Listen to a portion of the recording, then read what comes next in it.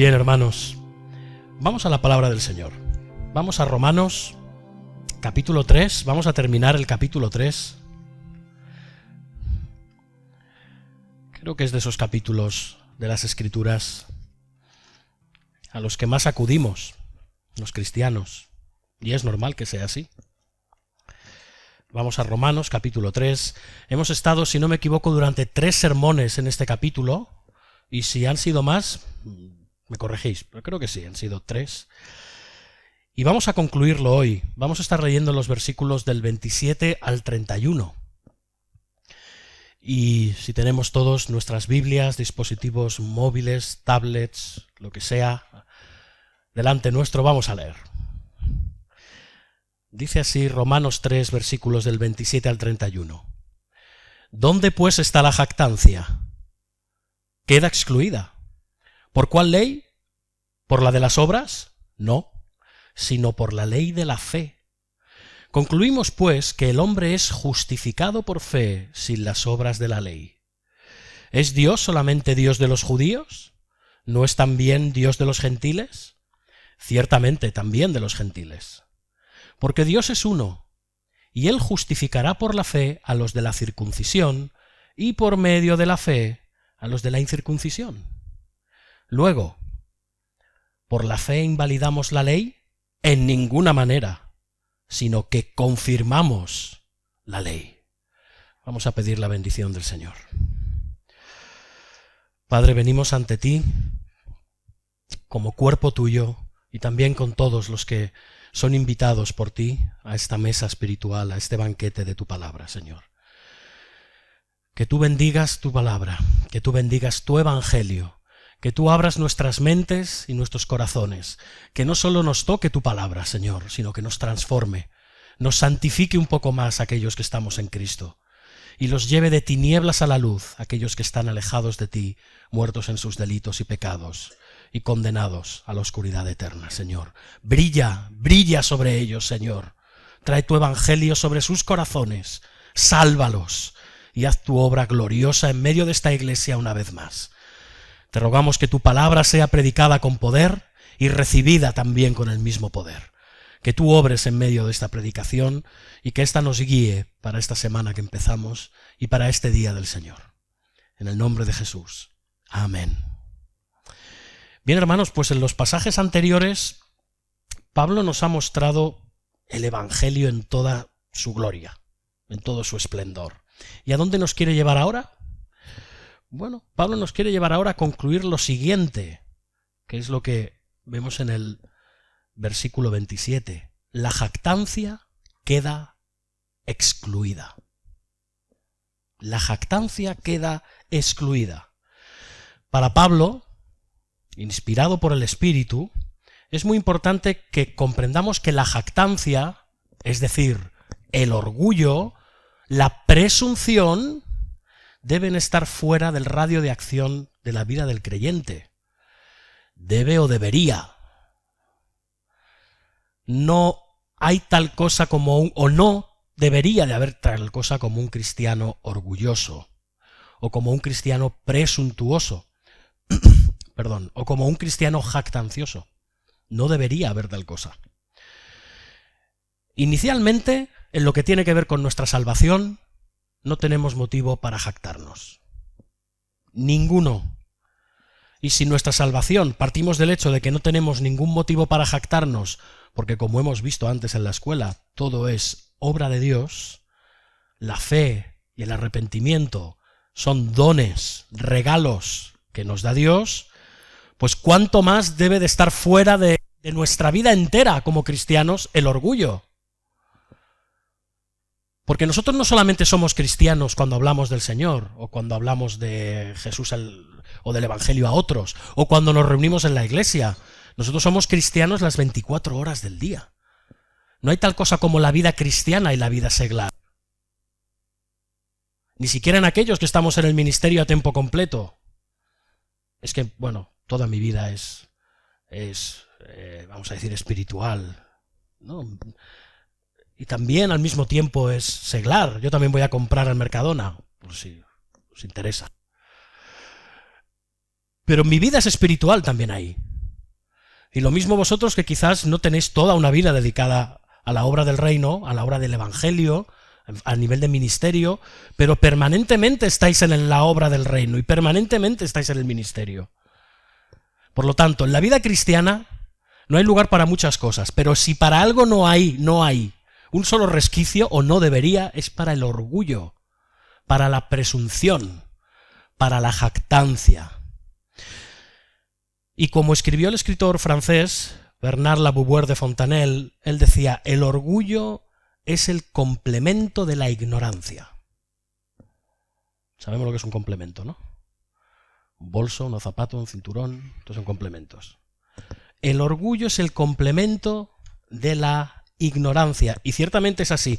Un cristiano que es orgulloso, un cristiano que es jactancioso, no evidencia nada más que una total y absoluta ignorancia de quién es él y de quién es Dios. Y de lo que Dios ha tenido que hacer por medio de Jesucristo para que él sea salvo.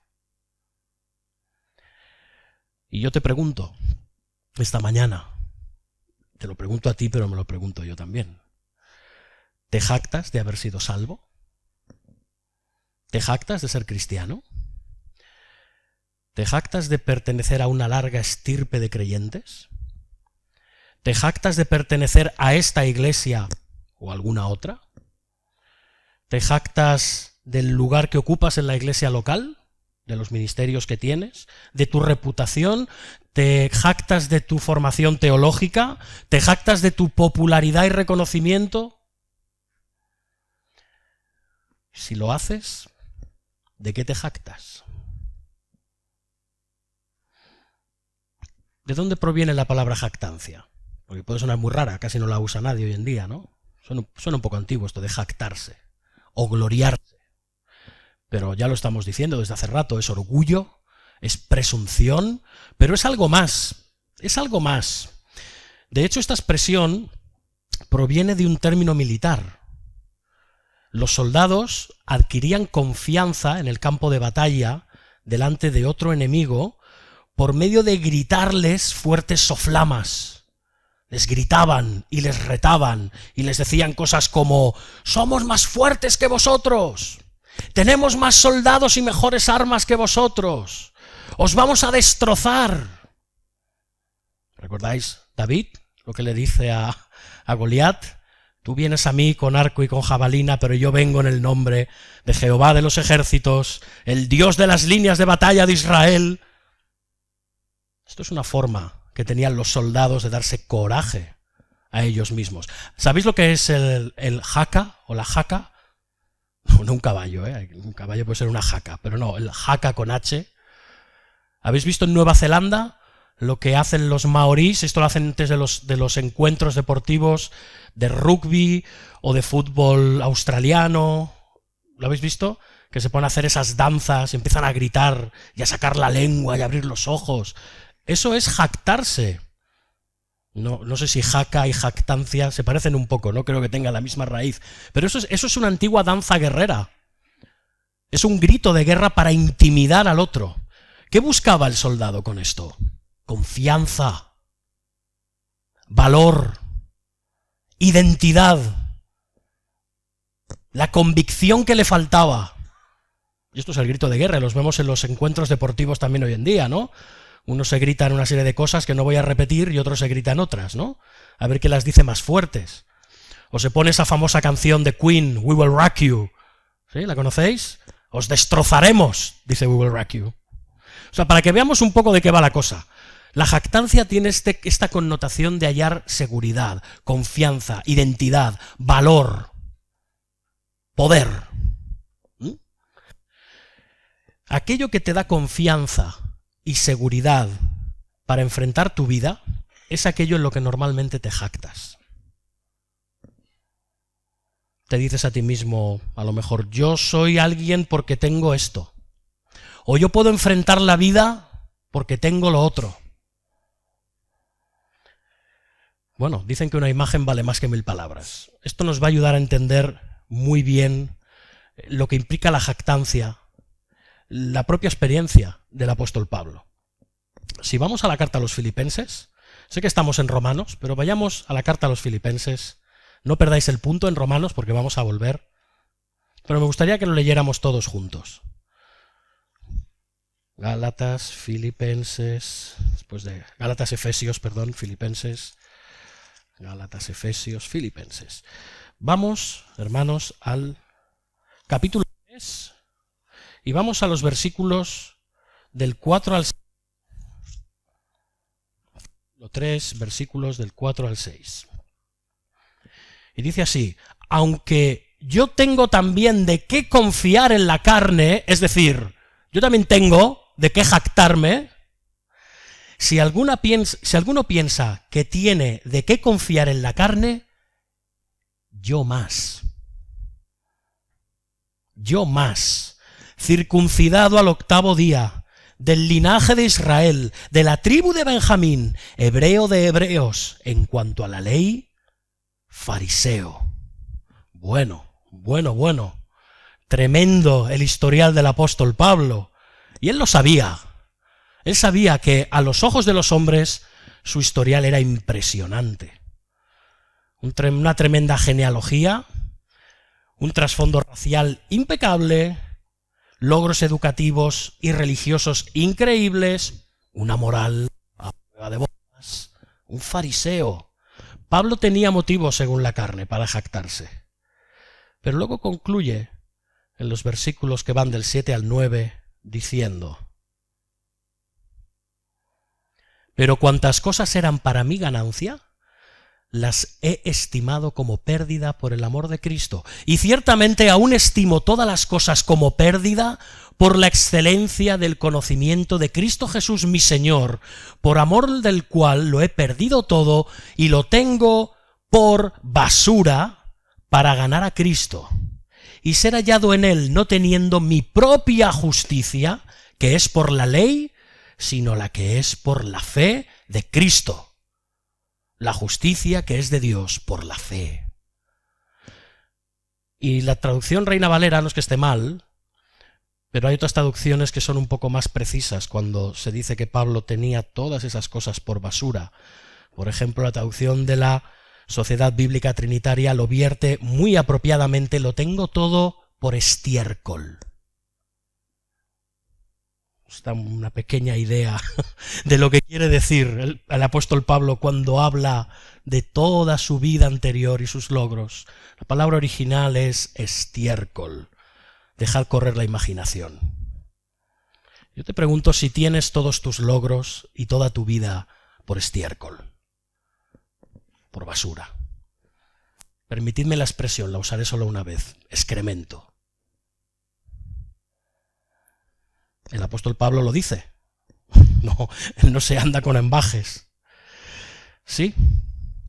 ¿Por qué tenía todo eso por estiércol, por basura? Para ganar a Cristo.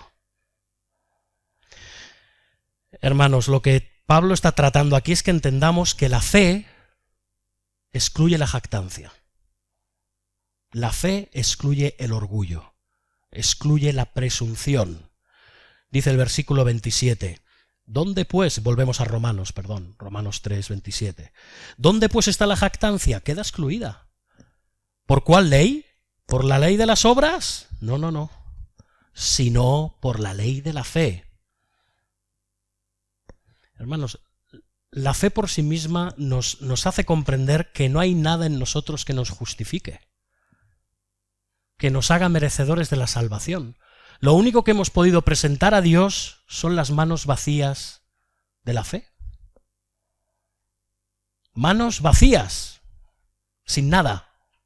Manos desnudas, desprovistas de todo. No hay nada que podamos presentar ante la cruz que nos haga merecedores de recibirla. Nada.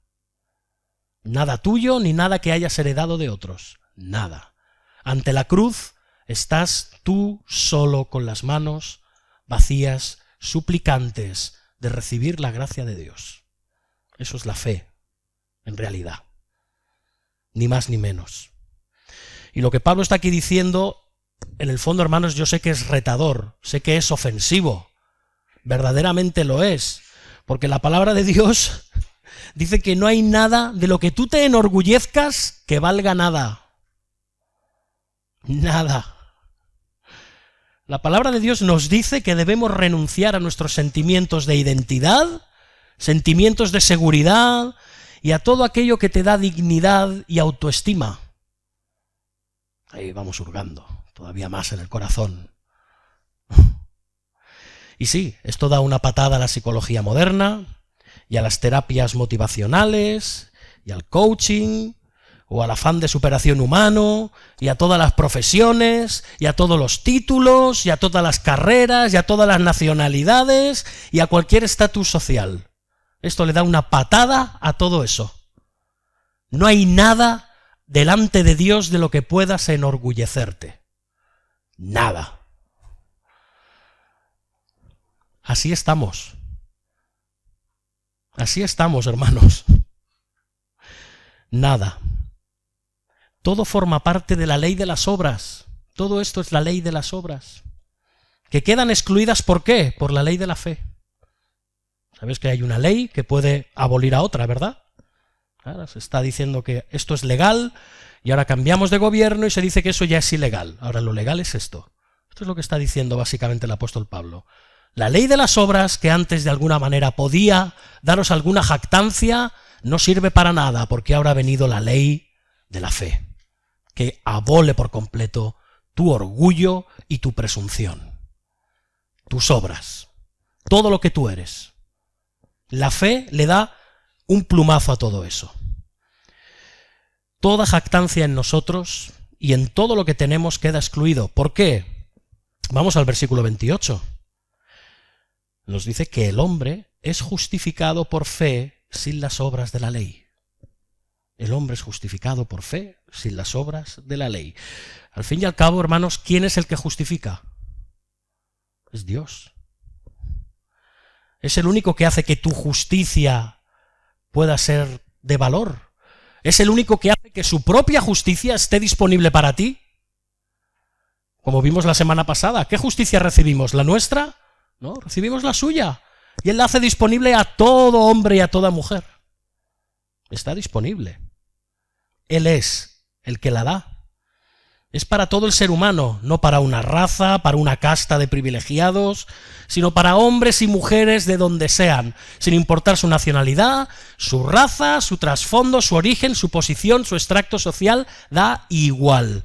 Como dice Pablo, entonces, el versículo 29, ¿es Dios solamente Dios de los judíos? No. ¿No es también de los gentiles? Ciertamente, también de los gentiles. Y esto, como ya dijimos la semana pasada, es algo propio y exclusivo del cristianismo. Es algo propio y exclusivo de la fe cristiana. La fe es un regalo de Dios. Y no depende ni de ritos, liturgias, de pertenecer a una denominación, de nada. ¿Por qué? Porque fijaos, versículo 30. Porque Dios es uno, y Él justificará por la fe a los de la circuncisión, y por medio de la fe, y esto en el original está diciendo por medio de la misma fe, a los de la incircuncisión. La justificación por medio de la fe es otorgada a unos y a otros. Aquí no hay distinción. Fijaos, habla de la circuncisión. Estos son los religiosos, estos son los judíos. Estos necesitan fe. Pero luego habla de la incircuncisión, o sea, los no religiosos, los moralistas o los que están en el otro extremo, los pervertidos. Estos también necesitan la misma fe. Exactamente la misma fe. Ambos tienen que ir con las manos vacías a recibir la salvación, que solamente está en la cruz de Cristo.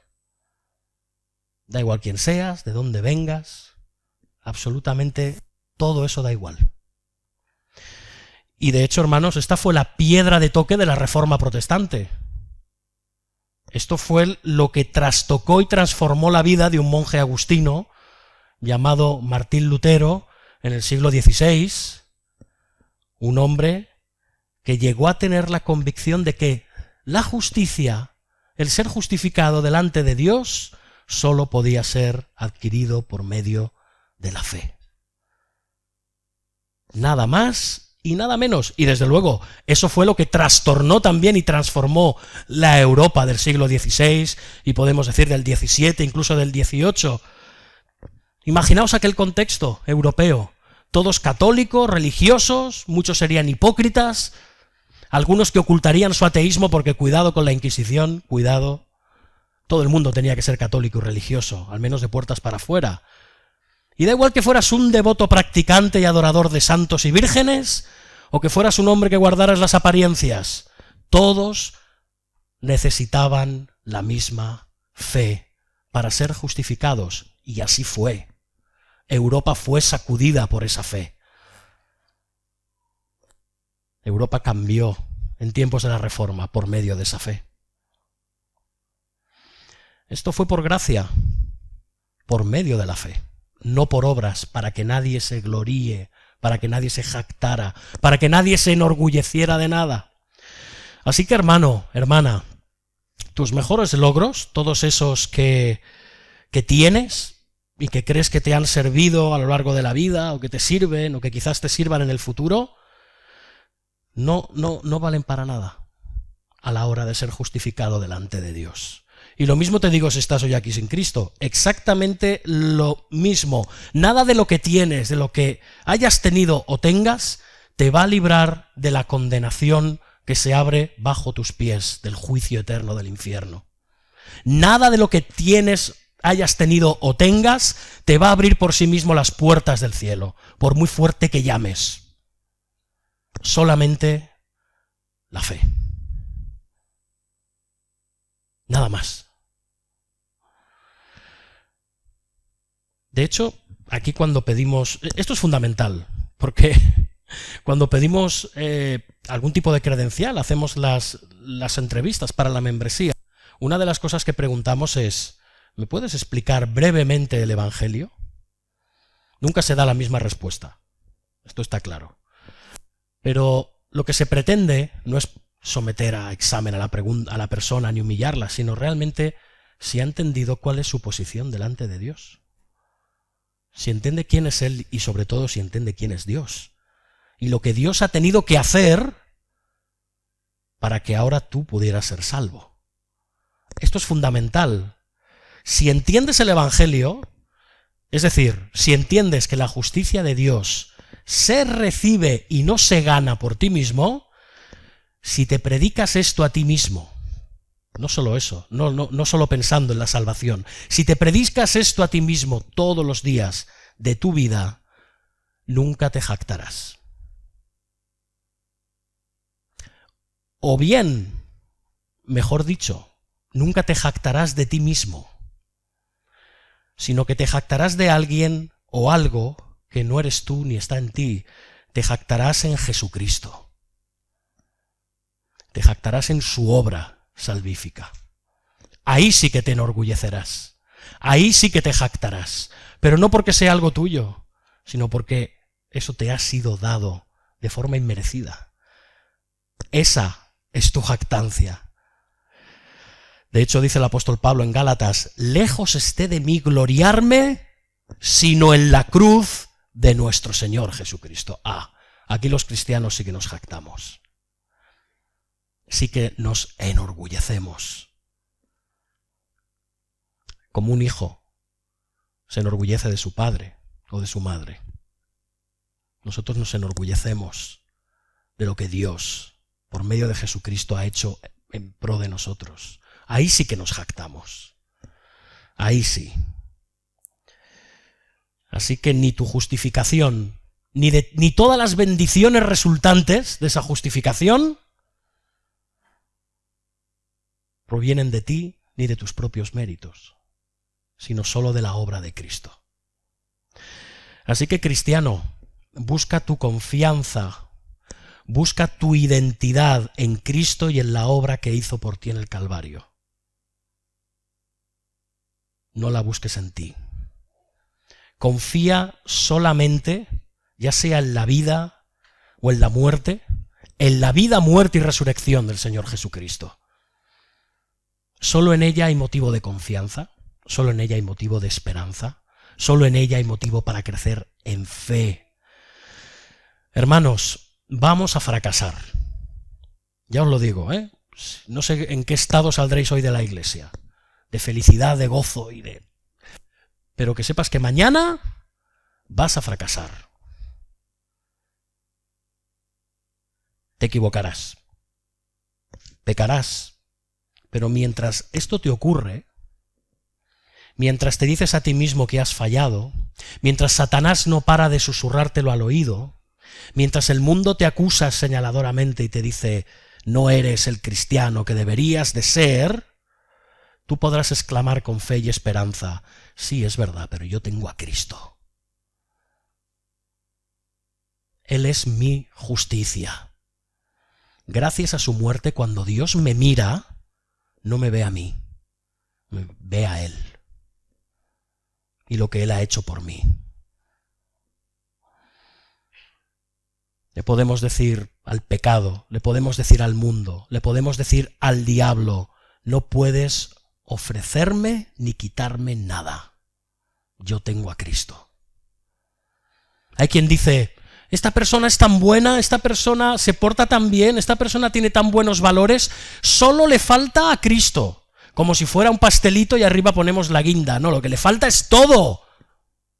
No le falta solo Cristo, le falta todo. Porque si te falta Cristo, te falta todo. Cristo no es un adorno, Cristo no es un complemento, Cristo es todo. Y sobre ese, permitidme, esa tarta, ya ponemos las guindas que hagan falta. Pero Él es el fundamento de nuestra fe. Y el motivo de nuestra jactancia, y de nuestra identidad, y de nuestra seguridad, ocurra lo que ocurra. Ahora yo te pregunto, ¿qué implicaciones crees que esto puede tener en tu vida? Dices, es que esto suena muy teológico y muy bonito y emocionante, pero ¿cómo aplico yo esto a mi vida? Bueno, la cambia por completo. La cambia por completo.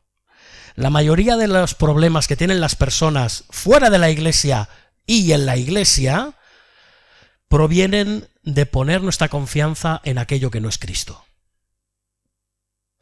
O provienen de jactarnos en aquello que no es Cristo. Y las consecuencias de esto a nivel personal, pero también en cuanto a nuestra vida y relación con el mundo, son devastadoras. Primeramente, ¿qué ocurre cuando uno pone la confianza en algo que no es Cristo? La pone en uno mismo, en otras personas, o en lo que uno tiene, o en lo que uno cree que es. Pues como mínimo ocurren tres cosas. En primer lugar, lo que ocurren son divisiones. Divisiones. Hay un constante orgullo por quiénes somos. Constante orgullo por nuestra identidad, por nuestra nación, por nuestra raza, por nuestro estatus social. ¿Y esto a qué lleva? A los prejuicios. Y a mirar a los demás por encima del hombro. Porque tú tienes o eres lo que ellos no tienen. Tú estás por encima. Realmente es así. ¿Y qué ocurre cuando hay prejuicio? Tarde o temprano hay condescendencia, se mira por encima del hombro a algunos, o hay enfrentamiento, o hay hostilidad. ¿Qué ocurre? Para sentirnos bien, necesitamos sentirnos por encima de los demás. Entonces, como nos sentimos por encima de los demás, estamos bien. Siempre tenemos a alguien a quien cuestionar, a quien criticar, a quien menospreciar. ¿Para qué? Para no mirarnos a nosotros mismos. Esto es lo que ocurre cuando uno pone su confianza en algo que no es Cristo. Pero también lo que acabamos haciendo, o acaban haciendo las personas que ponen su jactancia en aquello que no es Cristo, es que niegan la realidad. Y no hay nada peor que vivir negando la realidad. Claro, cuando hallamos orgullo y confianza en nuestra raza, en nuestra bandera, en nuestro partidito, o sea, en la tribu, sea esta una tribu muy grande o una tribu muy pequeñita, da igual, entonces abrimos muchísimo los ojos para ver los errores de los demás y cerramos muchísimo los ojos para ver los nuestros propios. Esto ocurre. nos sentimos más que los demás. Y claro, ¿por qué cerramos los ojos a nuestros propios errores? Bueno, pues para no reconocer que también los cometemos. También los cometemos. ¿Y esto a qué nos lleva? Al clasismo, al racismo, al sectarismo, al nacionalismo y a todos los ismos que queráis. Claro, esto en cuanto a lo mejor a cuestiones políticas o identitarias, pero ¿y qué ocurre en cuanto a tus logros morales? Si te crees muy justo, muy bueno, te crees que todo lo haces muy bien, que a ti nadie te tose en la oreja, como se suele decir, nadie te cuestiona las cosas que haces porque tú las haces como las tienes que hacer, fetén, perfecto, no fallas en nada. ¿Qué ocurre? Pues también cerrarás completamente los ojos a tus errores, a tus faltas, a tu egoísmo, a tus pecados, a tu orgullo, y entonces te volverás muy susceptible cuando alguien te diga esto no debería ser así, o cuando alguien te critique, o cuando alguien te corrija, o cuando alguien te muestre otro camino, con las escrituras y sin las escrituras, es igual. Alguien te está tocando esa parcela tuya que crees tan perfecta y nadie te la puede tocar. ¿Quién se han creído los demás que son para tocar tu parcela? Allí donde tú encuentras seguridad, allí donde tú encuentras tu identidad, aquello de lo que te jactas, te enorgulleces. ¿Qué ocurrirá entonces? Bueno, pues que estallarás contra todo tipo de crítica, de consejo, de guía. O si tu seguridad está en las personas, tú encuentras seguridad en tu relación con otros, estás tan apegado a esa persona, apegado a los hijos, apegado a la esposa, apegado al esposo, a un amigo, a una amiga, a un padre, a una madre, hay un apego increíble. Cuando surja un problema en esa relación, ¿qué ocurrirá? Pues ocurrirá dos cosas. Primero, o te cegarás para no ver los errores de esa persona, o bien estallarás. Porque ahí es donde recibes tu identidad, tu seguridad.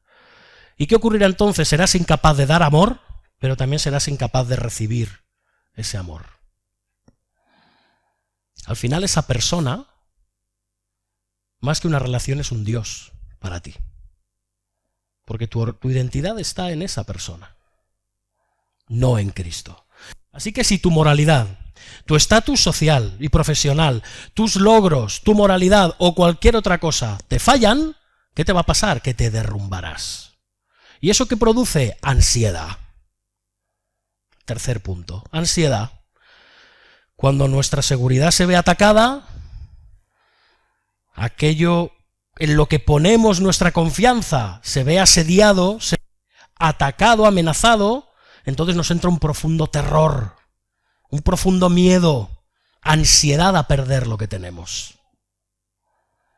Nos tambaleamos. Como seres humanos pecaminosos ya somos muy inestables. Muchísimo. Pero, si además allí donde pones tu seguridad es atacado, entonces ya te has quitado las pocas seguridades que te quedaban.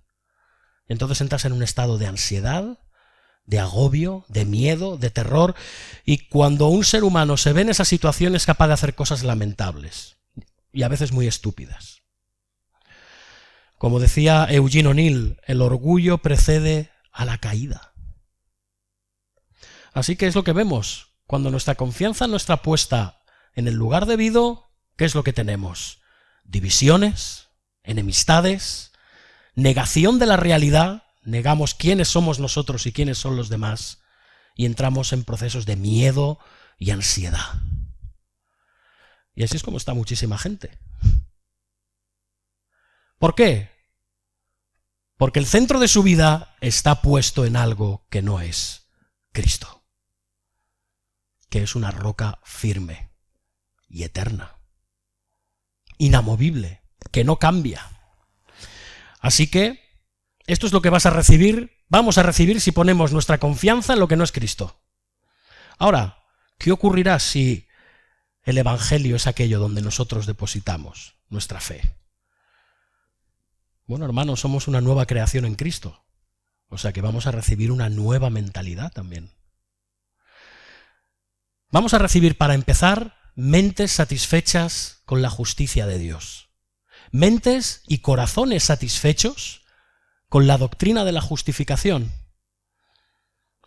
Hermanos, no me digáis que no es asombroso vivir sabiendo que Dios te acepta a pesar de tus pecados y de tus fallos, y te ve cuando te mira igual que ve a su Hijo Jesucristo.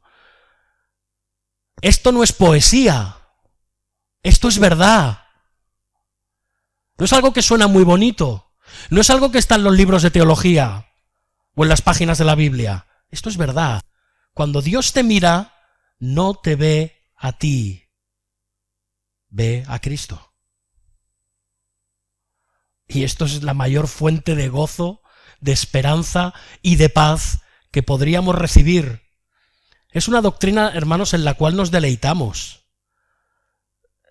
Hermano, ya eres libre de vivir demostrando lo bueno y perfecto que eres. Porque no lo eres. Y no tienes que fingir. Todos lo sabemos, sabemos cómo eres. Y todos vosotros sabéis cómo soy yo. Pecadores. Débiles, cambiables, inconstantes. Ya no tenemos que fingir. Sabemos que a pesar de eso, Dios nos acepta y ha muerto por nosotros. Él nos ama igualmente. Esto cambia totalmente tu relación con Dios y con los demás. La mayoría de disputas es por tratar de dar una imagen de quien no eres, o por mantener tu parcela de orgullo y no ceder. De ahí provienen las enemistades y las divisiones. Pero Cristo rompe con todo esto. Completamente. ¿Confiesas tus pecados al Señor? Confiésalos. Y confiésalos al prójimo si es necesario y cuando sea necesario. Cristo ya ha pagado esa culpa. En la cruz, hace 2000 años, pagó por esa culpa. ¿A quién quieres engañar? Somos barro. Por eso tuvo que venir el Señor. No porque fuéramos maravillosos y estupendísimos, más bien todo lo contrario. La cruz es una evidencia no ya del amor de Dios, sino de nuestro fracaso. El nuestro. ¿A quién queremos engañar? Cuando tú pones tu confianza en Cristo, ya no tienes que engañar a nadie más. Nos quitamos las caretas y reconocemos que la iglesia es un hospital, una sala de recuperación y de rehabilitación. En muchísimos aspectos. Pecas, hermano, pecas. Pero en Cristo está tu justicia. Y una justicia que es eterna, como Cristo es el Hijo eterno que murió por ti. Y nos jactamos en esa justicia, y nos enorgullecemos de ella, y encontramos seguridad, y encontramos confianza. Y luego hablábamos antes de la negación de la realidad. Ahora no es que la neguemos, es que ahora somos libres para vivir en esa realidad. Pecamos, otra vez, somos un desastre. Espero que no lo dudes, porque realmente es así. Pero hermanos, saber que nuestra jactancia está solo en Jesucristo, eso es tremendamente liberador. Ya puedes recibir críticas, ya puedes ser evaluado sin miedo, sin frustrarte. Sí, hay cosas que no haces bien, no pasa nada. Y da igual que te lo diga tu esposo, tu esposa, un hermano de la iglesia, o que te lo diga tu pastor con las Escrituras. Hay cosas que no haces bien. Fallamos. Pero qué libertad saberlo, ¿verdad? Y que las Escrituras están a nuestra disposición para hallar paz y corrección. Y gratis. Cuando fracasas, porque fracasarás, eso ya no socava tu confianza, porque tu confianza no está puesta en ti, está puesta en el Señor. Es más, cuanto más reconoces tus pecados, más te maravillas del amor de Dios que se ha manifestado hacia ti. Todavía más. Es algo que crece, que crece. Es una fuente de santificación, de gozo, de esperanza, de perdón, de vida, de verdadera vida. Y esto es crucial, porque una marca del auténtico de tu conversión es esto, que reconoces que tu justicia no es tuya, es la de Cristo. Como decía Spurgeon cuando le criticaban, sí señora, posiblemente soy todo eso que dice y mucho más. Él lo tenía claro. Se ha quedado usted corta, posiblemente soy peor de lo que usted me dice. Y tenía razón. Y en el fondo cuando te critican, nos critican, todos tenemos que acabar reconociendo, aunque nos enfademos y nos rebelemos, que tienen razón, aunque sea un poquito. ¿Se puede cometer una injusticia hacia nosotros? ¿Se nos puede criticar injustificada o destructivamente? Sí, sí, por supuesto que sí. Pero aún en esas críticas hay mucho de verdad. Y si no, examina tu corazón. Pero esto es crucial, hermanos, nuestra justicia no depende de nosotros ya, depende de Cristo, y esto nos tiene que dar una tranquilidad. Bajemos la guardia, quitémonos esa especie de coraza permanente de que somos tan buenos y tan maravillosos. No lo somos, no lo somos. Pero hermanos, esto es glorioso, porque si no reconoces esto, en vez de acercarte a Dios, lo que harás es alejarte cada vez más de Él. Y luego hablábamos antes de la ansiedad que hay en este mundo por poner su corazón donde no deben. Pero hermanos, lo mismo podemos decir, es todo lo contrario. Cuando tu confianza, tu justicia, tu jactancia está en Cristo, estás libre de la ansiedad. Uno de los primeros síntomas del nuevo nacimiento, una de las cosas más significativas de que verdaderamente eres cristiano, es que uno se vuelve, por definición, más valiente. Uno se vuelve más valiente, pierde cada vez más miedo a la pérdida, a la persecución, a la burla, al desprecio. E incluso se pierde gradualmente el miedo a la muerte. La muerte ya no nos domina con ese terror que nos dominaba antes, que nos atenazaba, ese cruel enemigo que no nos dejaba ni respirar. Ya no más, ya no más. Hermano, me gustaría preguntarte, ¿qué efecto tienen en ti estas palabras? Escucha, ¿qué pues diremos a esto? Si Dios es por nosotros, ¿quién contra nosotros? El que no escatimó ni a su propio Hijo, sino que lo entregó por todos nosotros, ¿cómo no nos dará también con Él todas las cosas? ¿Quién acusará a los escogidos de Dios? Dios es el que justifica. ¿Quién es el que condenará? Cristo es el que murió, más aún, el que también resucitó, el que además está a la diestra de Dios, el que también intercede por nosotros.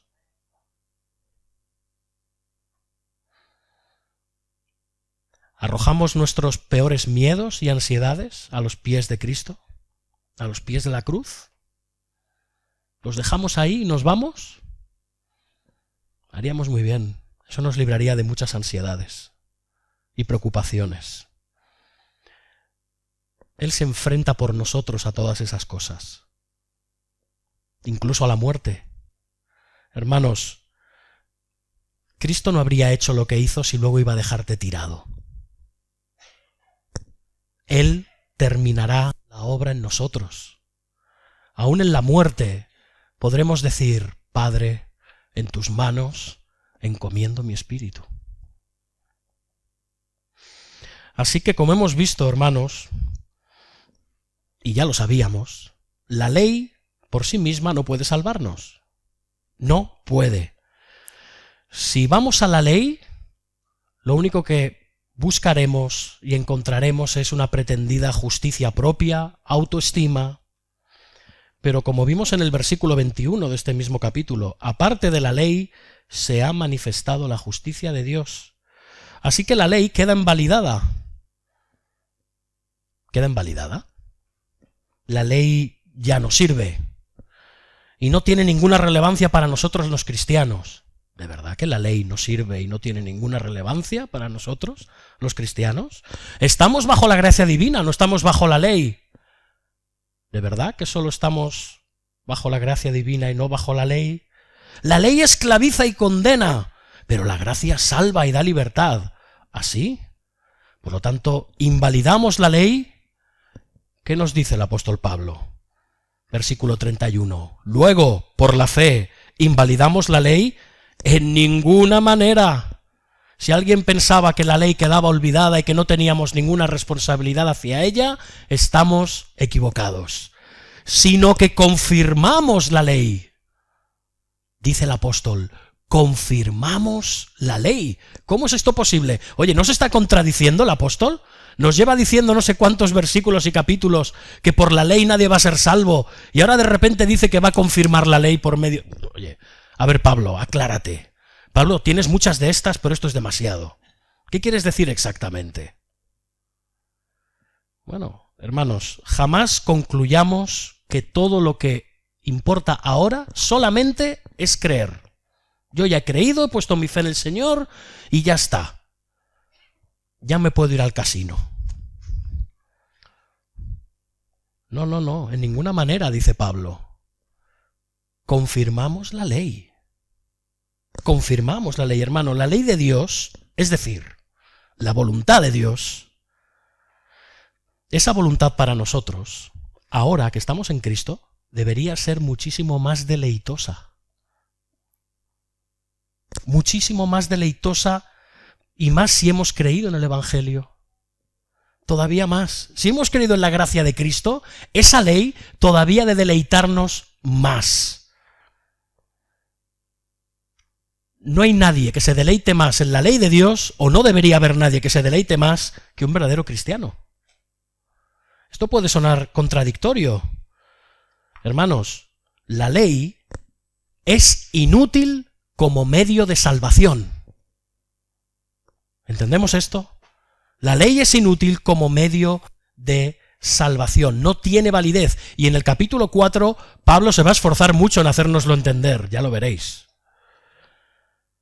Pero Dios dio la ley para que se guardara. Él dio la ley para que se cumpliera. Él dio la ley para que se obedeciera. No para ser salvos por ella, pero sí para obedecerla. Y todo hijo de Dios debe de obedecer la ley. Precisamente, hermanos, lo que nos muestra el Evangelio no es que la ley no importa, sino precisamente que importa mucho. Importa tanto que el Hijo de Dios tuvo que venir y morir por nuestro incumplimiento de la ley. Fijaos si importa la ley.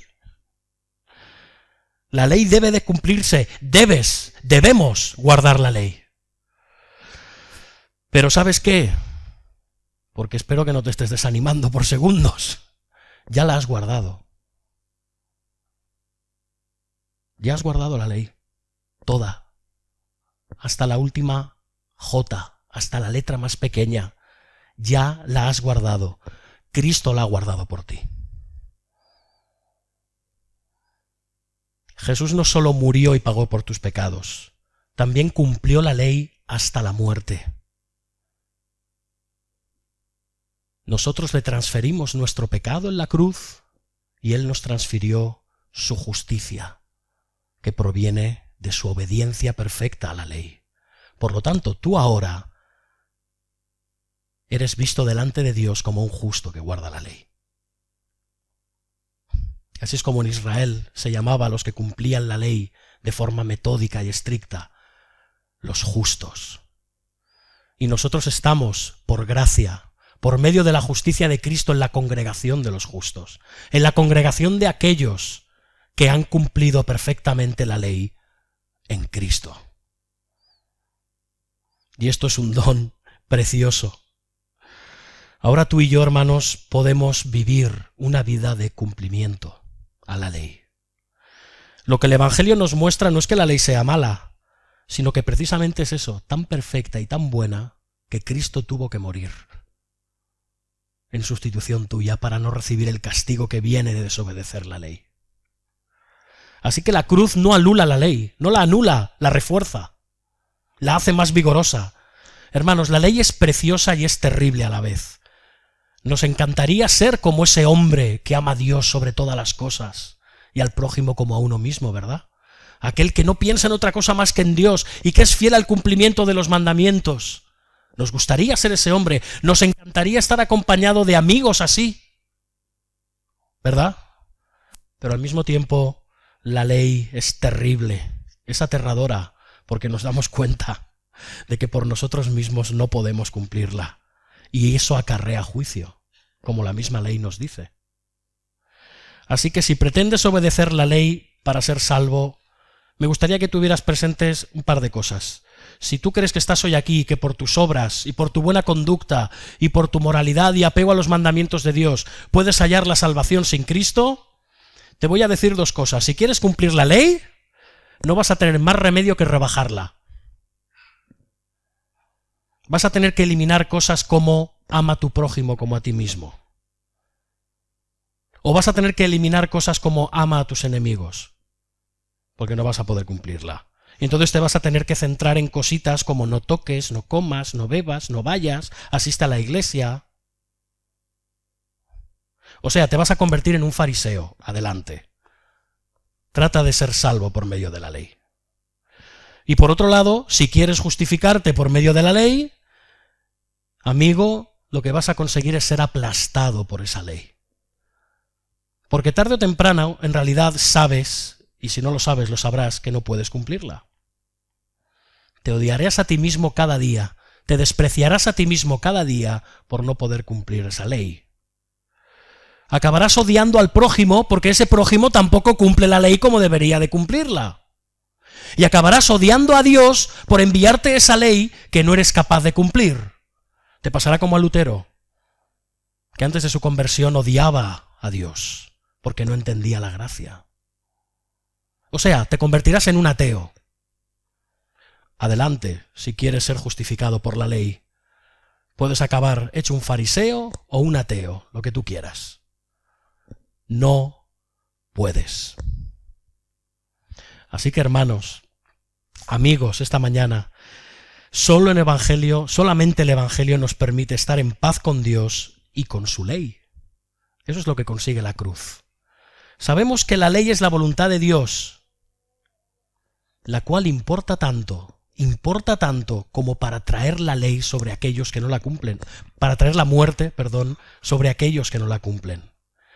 Pero en el Evangelio vemos que ya no recibimos muerte por no cumplir la ley. Cristo la sufrió por ti. Cristo la cumplió. Y por medio de su vida de obediencia, su expiación, su resurrección, podemos ahora empezar a vivir una vida de cumplimiento amoroso y gozoso de la ley, sabiendo que donde tú no llegues, Cristo ya ha llegado. Tú ya estás allí, en el cumplimiento final de sus mandamientos, por la obra completa de Cristo en la cruz. Él es nuestra justicia. Él es aquel en quien te tienes que jactar. La ley ya no nos condena, la ley ya no nos aplasta, la ley nos es un deleite. Establecemos ley. Cristiano, ahora eres libre para amar la ley, para cumplir la ley. También eres libre para sentir pasión por los mandamientos del Señor, para enamorarte de la palabra cada día más.